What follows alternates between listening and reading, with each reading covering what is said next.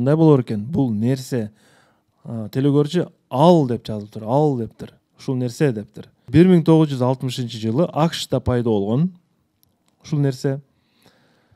Анын келиши ошол жылдагы президенттик шайлоого талапкер Джон Кеннедиге чоң жардам берген. Ошол нерсе. Ошол нерсенин, ошол көрүнүштүн жардамы менен Джон Кеннеди шайлоодо жеңишке ээ болгон. Кеннедини АКШнын 35-чи президенти кылып жетиштирүүгө себепчи болгон, азыр дагы колдонуп келе жаткан бул эмне? Добуш берүүдөгү бир гол менен жеңген. Бир добуш менен, бул нерсе менен, бул добуш менен деш. Бул көрүнүш ал ыкма деп атат да, бул. Ал ыкма ага жардам берген деп атат да. Ал добуш берген добуш берүүмен болот да бардыгы эле президент. Ага жардам берген деп атат да. Бир добуш да бул, мен оюмча. Себеби кайсылекин айырмалай албайт, бирок бир добуш менен ушундай. Ким болгон мунун атаандашы ал анда? Нерсеби же ыкмабы? Нерсе ыкма ал деп атат да. Көрүнүш деп атат. Атпай бул добушта. Эмне? Аракет болот бул жерде. Бул нерсе жок, жанагы Мен оюмча Джон Кеннедиге чейин башка президенттердин бардыгы беркинде эле палаталар чечип койгон болуш керек эле да. Шайлоо деп парламентте.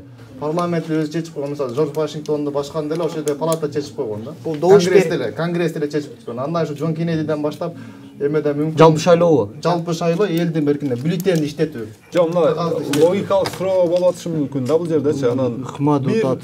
Нерсе эле деп атат да. Ал Нерсе ыкма көрүнүш. Ал ар түрдүү нерсе менен айтып Шайлоо жүрүп атканда агитациянын бир ыкмасы да. 1960-жылга чейин деле болгон да. болсо керек Америкада. 35-чи президент болуп атпайбы? 20 секунд алалычы, 20 секунд. Жок болду. Калды. Баа 1 минут алганбыз, анан кийин Жок албады. Ыкма. Срач, тапкыр.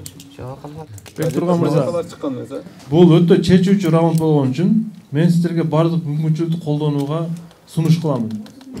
Мен алып баруучу тарабынан бериле турган кошумча 1 минуттан бонус бар жана 20 секунд бар. Кайсы бирин берейин? 20 секундда. 1 минуттан алабыз акырында. 1 минутта, кетти. Минутта. Бюллетень да, тура. Ага чейин Отпечаткач. Отпечатка полиция. Кечегин. Бюллетень эле алпыштан кийин чыккан да бул нерсе. Ал шайлоо мыйзамында бар болуш деле айта алам. Ыкма да. Бизге мындай Азыр да бирок көзүмдө кечээ деле шайлоого барганда эмнени байкадым, ошону караштым. бюллетень да. Бюллетенден башка да. Бюллетенден башка мүмкүн да. Ошол дем 60 жылдарда. Место жительства. Жашагандар Неме пропискасы. Жок, форма экиби. Кыргызстан мыйзамдарында бар болушу мүмкүн дейт, бирок азыр алынып кетти го. Жок, ал ошол мыйзам десе эгерде мурун, эгерде жок болсо, значит форма 2 да. Андан Ыкма деп башка. атпайбы? Ыкма. Значит форма 2. Ыкма да. жок. Дебат эмасы? Дебат ол мезгилде жок болгон да. Дебат Дебат деле болушу мүмкүн. Деле болушу мүмкүн. Ооба. Эреже ыкма деп атат, көрүнүш деп атат. Мыйзамдар болушу мүмкүн, дебатта болушу мүмкүн сиз айткандай. Дебат бул сөзсүз милдеттүү эмес да, азыр биздечи бирок, а? Милдеттүү эмес, барыш керек. Эмесин деген жазуусу бар бирок. же агитация учурунда ошо дебаттарга чыкканбы же? Жок, бирок Америкада дебат ойнобойт да. Ойнойт. Кече ойноду го. Ойнойт. Бектурган, Урматтуу алып баруучу, бул суроого өзүм жооп берем. Биринчи вариант бул шайлоо процессинде бир айырмачылык менен бир гол добуш деген болуп атабы, сен бюллетень да мындай азыркы сөз менен айтканда.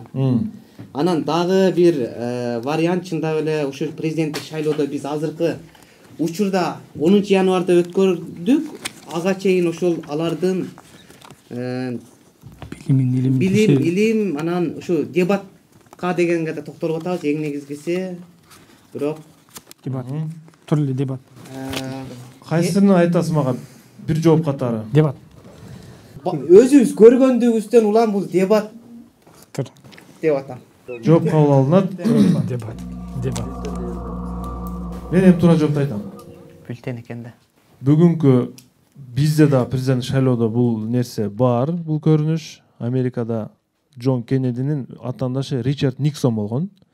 Ричард Никсонду Джон Кеннеди теледебатта утуп алган, теледебаттагы интеллектуалдык деңгээли менен Джон Кеннеди шайлоочулардын бир топ добушун өзүнө иймери